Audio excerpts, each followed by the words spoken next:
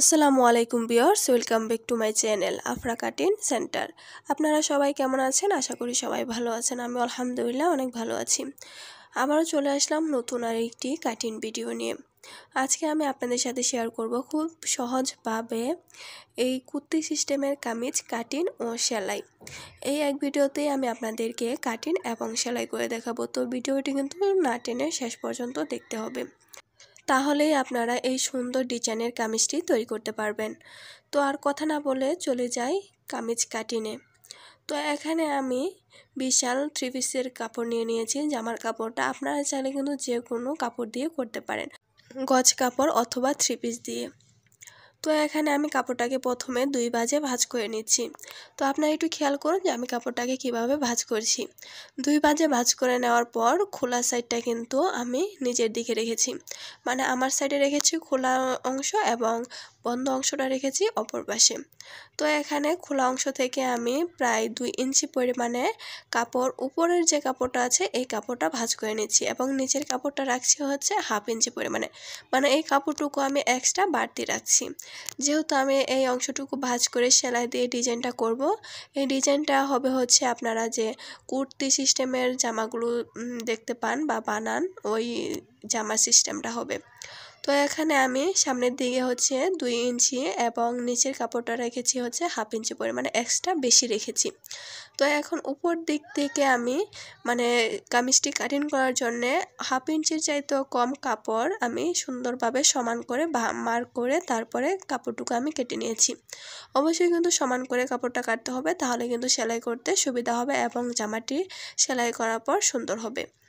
তারপরে আমি উপর থেকে সেলাইয়ের জন্য 1/2 ইঞ্চির মতন কাপড় রেখে এক্সট্রা তারপর একটা স্কেলের সাহায্যে সোজা স্ট্রেট দাগ দিয়ে দিয়েছি। এটা হচ্ছে সেলাইয়ের জন্য এক্সট্রা কাপড় রেখেছি। তারপরে এখন আমি গলার মাপ এবং শোল্ডারের মাপটা নিয়ে নিয়েছি। আমি গলার মাপ নিয়েছি হচ্ছে 3 ইঞ্চি এবং গলা সহ শোল্ডারের মাপ নিয়েছি হচ্ছে 7 ইঞ্চি। তো আমরা যেভাবে প্যান্ট কলার কাটিং করার জন্যে জামাটি কাটিং করি, সেমভাবে এখানে কাটিং করে নিতে হবে। শুধুমাত্র যে সামনে আমি 2 ইঞ্চি পরিমাণে কাপড় বেশি নিয়েছি, এই কাপড়টা এক্সট্রা বেশি নিতে হবে। তো তারপরে এখানে আমি আর্মহোলের ডিপটা নিয়েছি হচ্ছে 6.5 ইঞ্চি। আপনারা যতটুকু দিয়ে মানে যতটুকু মেজারমেন্ট দিয়ে যে বডির জন্য জামাটি কাটিং করেন সেমভাবে এখানে কাটিং করে নেবেন। তারপরে এখানে আমি মানে হিপের মাপটা নিয়েছি হচ্ছে 20.5 ইঞ্চি এবং পেটের মাপটা নেব হচ্ছে আর্মহোলের যে ডিপটা লেগেছে এই ডিপ থেকে ধরে হিপ পর্যন্ত যা আসবে তাকে 2 ভাগ করে 1 ভাগ আমি পেটের মাপ নেব। তো এভাবে মাপ দিয়ে নিলে মনে হয় যে আমার কাছে সবচেয়ে বেশি ভালো হয়। তারপর একটা স্কেলের সাহায্যে আমি সোজা স্ট্রেট দাগ দিয়ে দিয়েছি। এখন আমি বডির মাপটা নিয়ে নেব। আপনাদের যা বডি হবে তাকে 4 ভাগ করে আপনারা এখানে 1 ভাগ বডির মানে মাপ নিয়ে নেবেন এবং পেটের মাপটাও সেমভাবে নেবেন। যা বডি হবে তাকে 4 ভাগ করবেন, 4 ভাগ করে 1 ভাগ হচ্ছে নেবেন বডির মাপ, তার সাথে এক্সট্রা সেলাইয়ের জন্য 1 ইঞ্চি যোগ করবেন, তাহলেই হবে। তো এখানে আমার বডির মাপটা নেওয়া হয়ে গেছে। তারপরে এখন আমি একটা স্কেলের সাহায্যে এই দাগগুলো মিলিয়ে দেব। তো আপনারা একটু খেয়াল করুন যে আমি স্কেলটাকে কিভাবে রেখেছি। আমি এই স্কেলটাকে এই পাশে রেখে তারপরে মার্ক করে নিয়েছি। এটা এভাবে করে মার্ক করলে কি হয় যে বডির শেপটা আছে এই শেপটা খুব ভালো আসে। তো এখানে আমি মার্কগুলো ভালোভাবে মিলিয়ে দিয়েছি। তারপরে এখন আর্মহোলের যে রাউন্ড শেপটা আছে এই শেপটা দেওয়ার জন্য আমি ফিতাটাকে লম্বাভাবে রেখে যতটুকু মার্ক করেছিলাম তাকে 2 ভাগ করে 1 ভাগ থেকে আমি আর্মহোলের রাউন্ড শেপটা দিয়ে দিয়েছি। তো তারপরে এখন আমি জামার লম্বার মাপটা নিয়ে নেব। এখানে কিন্তু আমি জামার ফরম পার্টটা কাটিং করছি। তার ফরম পার্টটা কাটিং করা হয়ে গেলে তারপরে ব্যাক পার্টটা কাটিং করে নিতে হবে। তো এখানে আমি জামার লম্বার মাপটা নিয়েছি হচ্ছে 42 ইঞ্চি, 1 ইঞ্চি এক্সট্রা নিয়ে 43 ইঞ্চিতে মার্ক করে দিয়েছি। তো আপনারা যতটুকু লম্বা নিতে চান সেই অনুযায়ী লম্বা নিয়ে তারপরে এক্সট্রা 1 ইঞ্চি সেলাইয়ের জন্য যোগ করলেই হবে। তো তারপরে এখন আমি ঘেরের মাপটা নিয়ে নিয়েছি। ঘেরের মাপটা মূলত আমি যেভাবে নেই, আমি যত হিপ নেই মানে 4 ভাগের 1 ভাগ করে যে বডির হিপের মাপটা নেই, ওই মাপটা এখানে দিয়ে 3 ইঞ্চি এক্সট্রা আমি লুসের যোগ করি, লুসের জন্য মানে ঘেরের লুসের জন্য যোগ করি। তার সাথে আমি 1 ইঞ্চি এক্সট্রা যোগ করি হচ্ছে সেলাইয়ের জন্য। তো মূলত আমি এইভাবে করে ঘেরের মাপটা নেই, তাহলে আমার কাছে মনে হয় যে ঘেরের মাপটা ঠিক থাকে। তো তারপরে এখন আমি হিপ থেকে ঘেরের মাপ পর্যন্ত দাগ দিয়ে একটা মিলিয়ে দিয়েছি, মানে দাগটা মিলিয়ে দিয়েছি। তারপরে এখন আমি দাগ বরাবর কাপড়টুকু কেটে নেব। তো কাপড়টুকু কাটা হয়ে গেলে তারপরে আমি ব্যাক পার্টটা কেটে নেব। তো আমার ভিডিওতে যারা নতুন আছেন, যে ভিডিওটি ভালো লাগলে ভিডিওতে একটা লাইক দিয়ে দেবেন এবং চ্যানেলে নতুন ভিজিট করলে চ্যানেলটিকে সাবস্ক্রাইব করে দেবেন। আর এই কাজটি যারা করে রেখেছেন তাদেরকে অসংখ্য ধন্যবাদ। তো এখন আমি যে পিনগুলো অ্যাটাচ করেছিলাম, আমি কিন্তু এখানে পিন অ্যাটাচ করে তারপরে কাপড়টা কেটে নিয়েছি। যেহেতু বিশাল 3 পিস একটু জর্জেটের মতন কাপড়টা সরে যাওয়ার সম্ভাবনা থাকে, তো তার জন্য এখানে আমি পিন আটকে তারপরে কাপড়টুকু কেটে নিচ্ছি। তো যদি সুতি কাপড় হয় তাহলে কিন্তু পিন আটকানোর কোনো দরকার নেই। তো তারপরে এখন আমি গলাটা কেটে নেব। সামনের গলার ডিপটা নিয়েছি হচ্ছে আমি 3 ইঞ্চি 2 পয়েন্ট। আপনারা যতটুকু রাখতে চান সেই অনুযায়ী নিতে পারেন। যেহেতু এখানে রাউন্ড ব্যান্ড কলার দিব, তার জন্য 3 ইঞ্চি 2 পয়েন্ট নিলেই এনাফ। তো তারপরে এখন আমি ব্যাক পার্টটা কেটে নেব। ব্যাক পার্টটা কাটিং করার জন্যে যে বাকি কাপড়টুকু আছে, এই কাপড়টুকু আমি 2 ভাঁজে ভাঁজ করে এখন কিন্তু যে বন্ধ সাইড এটা আমার দিকে রেখেছি এবং খোলা সাইডটা অপর পাশে রেখেছি। তো এখন এভাবে করে রেখে তারপরে যে ফর্ম পার্টটা আমি কাটিং করেছিলাম এই ফর্ম পার্টটা সমান করে মেলে তার উপরে তারপরে এখন আমি কাপড়টুকু কেটে নেব। এখানে আমি আর বাড়তি কোনো মাপ দেব না। ফর্ম পার্টের উপরে ব্যাক পার্টটার উপরে ফর্ম পার্টটা রেখে তারপরে আমি এখানে কাটিং করে নেব। তো এভাবে করে কাটিং করলে আমার কাছে খুব সহজ মনে হয়। আর আপনাদের যদি কোনো অংশ বুঝতে সুবিধা হয় এই কামিজ কাটিংয়ের ক্ষেত্রে, তাহলে কিন্তু অবশ্যই কমেন্ট করে জানাতে পারেন, আমি কমেন্টে রিপ্লাই দিয়ে দেব।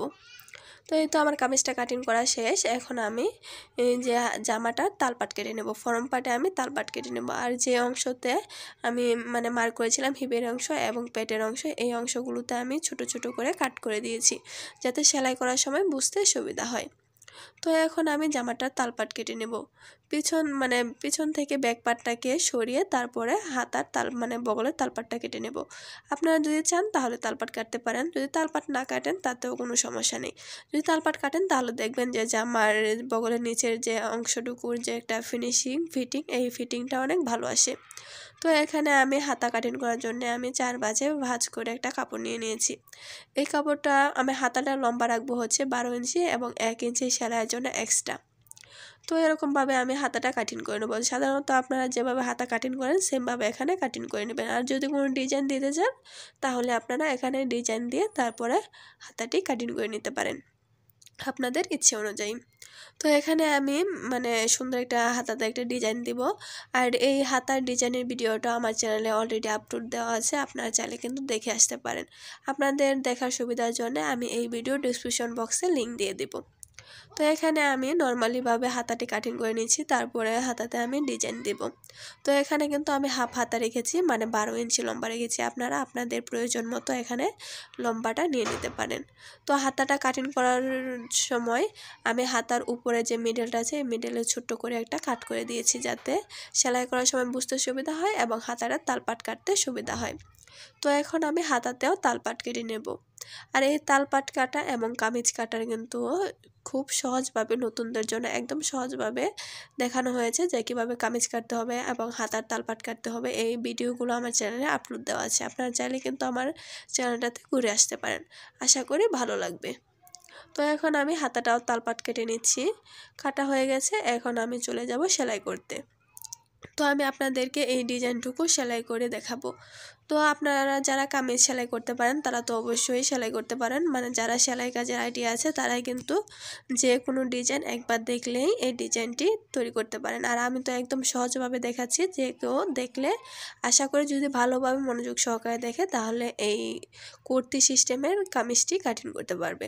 তো যে অংশতে আমি হাফ ইঞ্চি পরিমাণে কাপড় রেখেছিলাম এক্সট্রা, এই কাপড়টুকু এখন আমি সমান করে ভাঁজ দিয়ে, এখানে অবশ্যই কিন্তু 2টা ভাঁজ দিয়ে সেলাই করতে হবে, তা না হলে কিন্তু ভিতরে যে অংশটুকু আছে এই অংশটুকু দেখা যাবে, তাহলে দেখতে ভালো লাগবে না। তো এখানে আমি ডাবল করে ভাঁজ দিয়ে তারপরে চিকন করে সেলাইটা দিয়ে দিচ্ছি।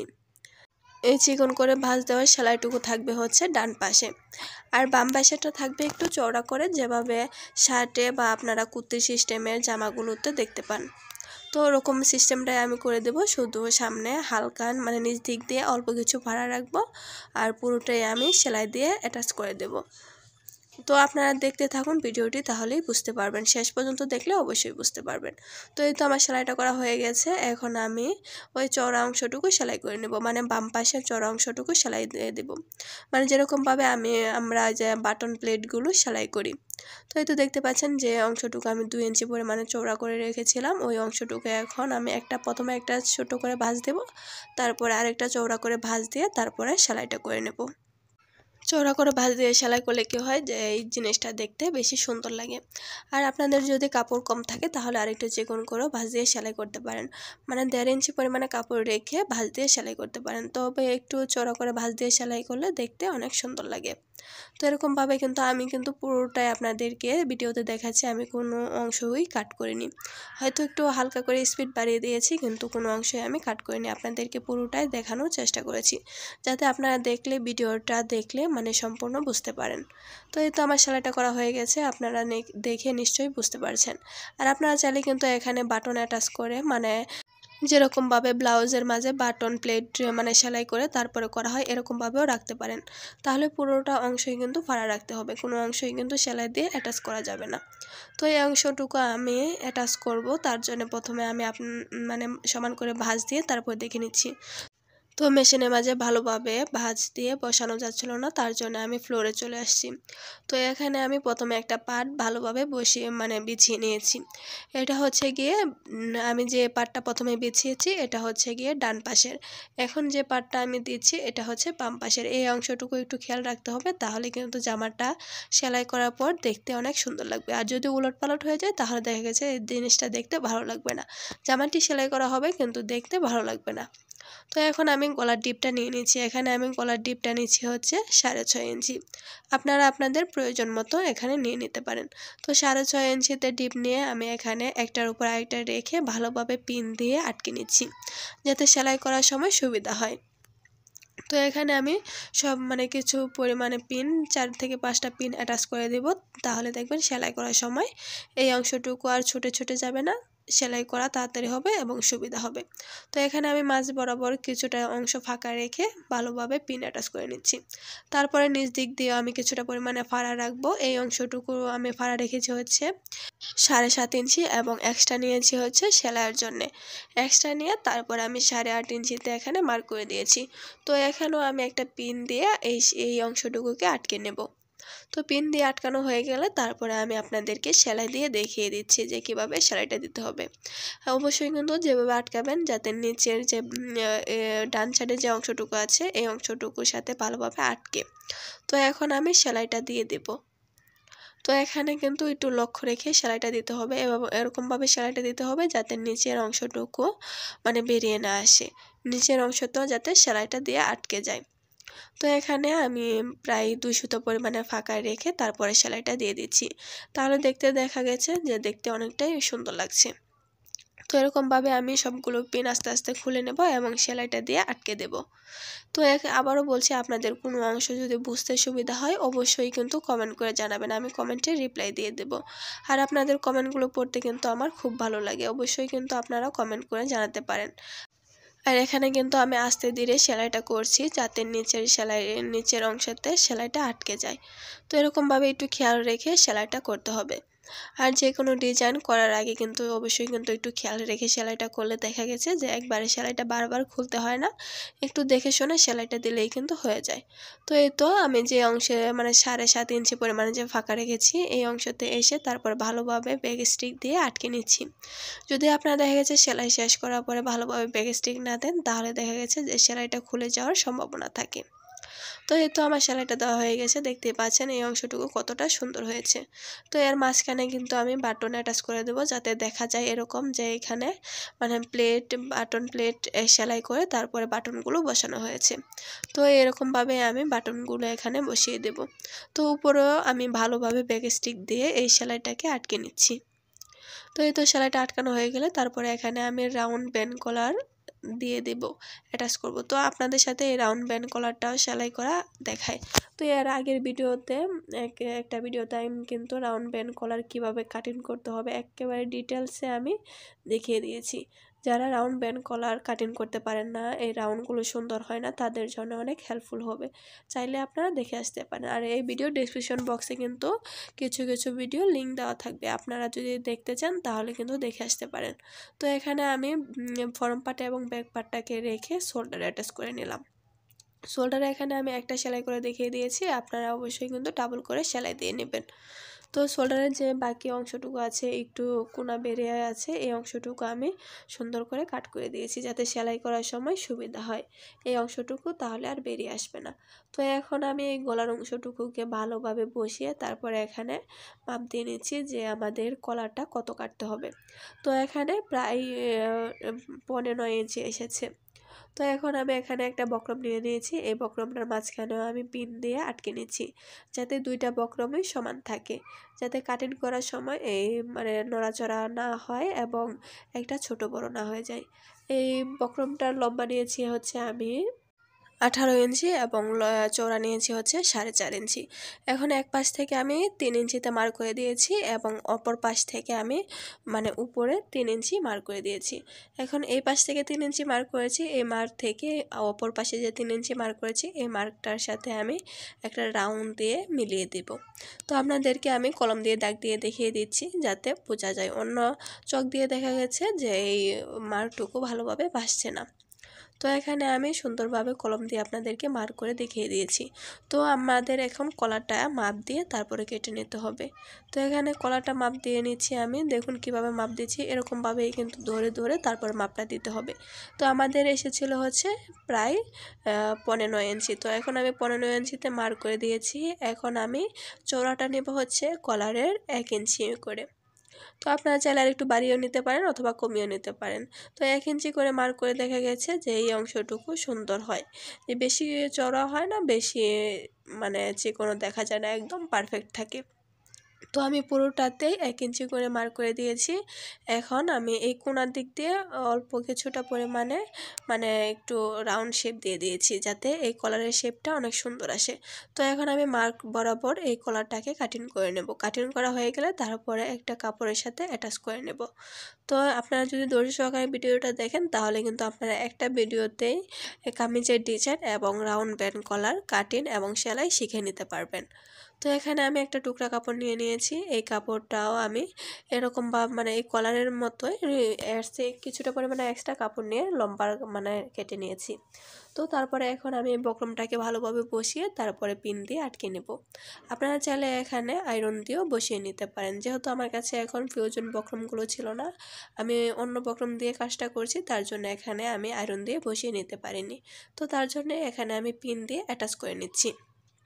তো পিন দিয়ে আটকানো হয়ে গেলে তারপরে বাকি যে অংশটুকু আছে এই অংশটুকু আমি সেলাইয়ের জন্য এক্সট্রা রেখে তারপরে কাটিং করে নেব, তাহলে দেখা গেছে সেলাই করার সময় বেশি একটা ঝামেলা হয় না। তো এখন আমি কাটিং সম্পূর্ণটাই আমি সেলাইয়ের জন্য শুধু কাপড় রেখে তারপরে কাটিং করে নেব। তো আপনারা যদি একটু খেয়াল করে দেখুন তাহলেই বুঝতে পারবেন। তো এখন যে নিচের যে অংশটুকু আছে এই অংশটুকু আমি প্রথমে একটা ভাঁজ দিয়ে তারপরে কিছুটা পরিমাণে 3 সুতা পরিমাণে চওড়া রেখে তারপরে এখানে সেলাইটা দিয়ে দিচ্ছি, তাহলে দেখা গেছে এই সেলাইটা যেহেতু উপরে ভেসে থাকবে দেখতে সুন্দর লাগবে। অবশ্যই কিন্তু ভালোভাবে সেলাইটা দিয়ে দিতে হবে। তো এখানে আমি পুরোটাই ভাঁজ করে তারপরে সেলাই দিয়ে নিচ্ছি। তো আপনাদেরকে আমি একটু দেখিয়ে দিই যে কীরকমভাবে আমি সেলাইটা দিয়েছি। তো এরকমভাবে আমি কিন্তু পুরোটাই সেলাই দিয়ে নেব। এই তো আমার সেলাইটা দেওয়া হয়ে গেছে, এখন পিনগুলো খুলে তারপরে আমি আরেকটা টুকরা কাপড় নিয়ে নেব। তো এখানে আমি আরেকটা টুকরা কাপড় নিয়ে নিয়েছি, এই টুকরা কাপড়টার আমি সোজা সাইড কোনটা এবং উল্টো সাইড কোনটা এটা দেখে তারপরে কলারটা এর উপরে বসিয়ে তারপরে সেলাই দিয়ে আটকে নেব। তো আপনারা একটু খেয়াল করুন তাহলে বুঝতে পারবেন। তো নিচের যে অংশ মানে যে কাপড়টা আছে এই কাপড়টা কিন্তু আমি সোজা সাইডে রেখেছি। তো সোজা সাইডে রেখে তারপরে এর মাঝেও আমি কয়েকটা পিন অ্যাটাচ করে তারপরে সেলাইটা দিয়ে দেব যাতে কাপড়টা নড়াচড়া না করতে পারে। তো উপরের অংশটুকুতে কিন্তু আমি একদম বক্রমের ঘা ঘেঁষে তারপরে সেলাইটা দিচ্ছি। বক্রমের উপরে সেলাই দিলে দেখা গেছে যে সেলাই করার পরে উল্টে যখন আপনি চাপ সেলাই দেবেন তখন এই সেলাই ফিনিশিংটা ভালো আসে না। তো সেলাইটা করা হয়ে গেলে তারপরে বাড়তি যে কাপড়টুকু আছে এই কাপড়টুকু কিন্তু আমি কেটে ফেলে দেব। তো আগে পিনগুলো খুলে নিচ্ছি, তারপরে বাড়তি যে কাপড়টুকু আছে এই কাপড়টুকু কেটে তারপরে ছোট ছোট করে কাট করে দেব যাতে উল্টানোর সময় ফিনিশিংটা ভালো আসে। তো এখন আমি ছোট ছোট করে এমনভাবে কাট করব যাতে যে সেলাইটা আমরা দিয়েছি এই সেলাইটা যাতে কেটে না যায়, এরকমভাবে খেয়াল করে তারপরে কাটটা করতে হবে। তো কাট করা হয়ে গেলে আমি নিচের যে বাড়তি কাপড়টুকু আছে এই কাপড়টুকু শুধু সেলাই করার জন্য বাকি রেখে তারপরে কেটে ফেলে দেব। তারপর কলারটাকে ভালোভাবে উল্টিয়ে এর উপরে 2 সুতা পরিমাণে ফাঁকা রেখে একটা চাপ সেলাই দিয়ে দেব। অবশ্যই কিন্তু এই চাপ সেলাইটা দিতে হবে, তা না হলে কিন্তু কলারের ফিনিশিংটা ভালো আসবে না। আর আপনারা চাইলে এখানে প্রয়োজনে আয়রন দিয়ে তারপরে বসিয়ে নিতে পারেন। আমি আর আয়রন করলাম না, ভালোভাবে চাপ দিয়ে বসিয়ে তারপরে এখানে সেলাইটা দিয়ে দিচ্ছি। আপনারা একটু সুন্দরভাবে সেলাইটা দিবেন, তাহলে দেখবেন যে কলারের ফিনিশিংটা অনেক সুন্দর হবে। তো এভাবে করে আমি পুরোটাই সুন্দরভাবে এখানে চাপ সেলাই দিয়ে আটকে নেব। তো চাপ সেলাইটা দেওয়া হয়ে গেলে তারপরে এখানে আমি মিডল বরাবর একটা মার্ক করে কলারটা জামার সাথে অ্যাটাচ করে নেব। তো এই তো সেলাইটা করা হয়ে গেছে। এখন আমি সুন্দরভাবে ভাঁজ দিয়ে তারপরে মিডল বরাবর চক দিয়ে সুন্দরভাবে মার্ক করে নেব। তো মার্ক করা হয়ে গেলে তারপরে এখানে আমি কলারটা সুন্দরভাবে বসিয়ে উপরের যে পর্যন্ত এসেছে কলারের মানে মাপটা এ পর্যন্ত আমি নিচের অংশতে মার্ক করে দিচ্ছি, যাতে সেলাই করার সময় সুবিধা হয় বুঝতে, যাতে দাগের ভিতরে না যায় বাইরেও না যায়। তো তাহলে কিন্তু যে কলারের রাউন্ডটা আছে এই রাউন্ডটা ভালো আসে। তো আপনারা এই কিছু জিনিস যদি আপনারা ফলো করেন তাহলে দেখবেন যে রাউন্ড ব্যান্ড কলার কাটিং এবং সেলাই করতে আর কোনো সমস্যা হবে না এবং ফিনিশিংটাও খুব ভালো আসবে। তো এখন আমি সুন্দরভাবে জামার যে ব্যাক পার্টটা আছে এই ব্যাক পার্টের মিডলে আমি সুন্দরভাবে ছোট্ট করে একটা কাট করে দিয়েছি, যাতে এই জামার মিডলে এবং যে কলারটা আছে এই কলারের মিডলটা ভালোভাবে একসাথে বসে, তাহলে বুঝতে পারবেন যে আপনাদের কলারটা ছোট হয় না এবং বড় হয়নি, একদম ঠিকঠাক আছে। তো এরকমভাবে আমি এখন যে মার্কটা করেছিলাম এই মার্কের উপরে সেলাইটা দিয়ে তারপরে জামার সাথে আটকে নেব। তো আটকানো হয়ে গেলে তারপরে যখন আপনারা এই কলারটাকে উল্টাবেন তখন দেখবেন যে কলারের উপরের অংশটুকু সুন্দরভাবে বসে গেছে, আপনাকে আর টানাটানি করতে হবে না। তো এই তো সেলাইটা করা হয়ে গেলে তারপরে এখানে আমি সুন্দরভাবে শেষের দিকে ভালোভাবে ব্যাক স্টিক দিয়ে দেব। ব্যাক স্টিক দেওয়া হয়ে গেলে তারপরে সুতাটা কেটে আমি উপরের কলারটা আছে না এই কলারটা ভালোভাবে বসিয়ে তারপরে সেলাইটা দিয়ে দেব। তো এই কলারটা বসানোর সময় আপনাকে বেশি টানাটানি করতে হবে না, যদি টানাটানি করেন তাহলে দেখা গেছে উপরের কলারটা একটু বড় হয়ে যেতে পারে। তো আপনারা একদম লুজ মানে ভাবে যে এখানে কলারটা ভালোভাবে বসে এখানে বসিয়ে তারপরে সেলাইটা দিয়ে আটকে নেবেন। তো এখানে আর ডাবল করে সেলাই দিতে হবে না, এখানে একটা সেলাই দিয়ে আটকে নিলেই হয়ে যাবে। তো এই তো আমার কলারটাও সেলাই করা হয়ে গেছে। এখন আমি আপনাদেরকে জামাটা উল্টিয়ে তারপর দেখিয়ে দিচ্ছি। আর বাকি অংশটুকু আপনারা যেভাবে কামিজটা সেলাই করেন সেমভাবে সেলাই করে নিলেই কিন্তু এই কামিজটি ওকে। তো এই তো আমার গলাটাও সেলাই করা হয়ে গেছে এবং কামিজের ডিজাইনটাও আপনাদের সাথে শেয়ার করলাম। কীরকম হয়েছে অবশ্যই কিন্তু কমেন্ট করে জানাতে ভুলবেন না। একই ভিডিওতে আপনারা কামিজের ডিজাইনটিও দেখতে পেলেন এবং রাউন্ড ব্যান্ড কলার সেলাইটিও দেখতে পেলেন। আজকে এই পর্যন্তই। সবাই ভালো থাকবেন, সুস্থ থাকবেন, আমাদের জন্য দোয়া করবেন। আল্লাহ হাফেজ।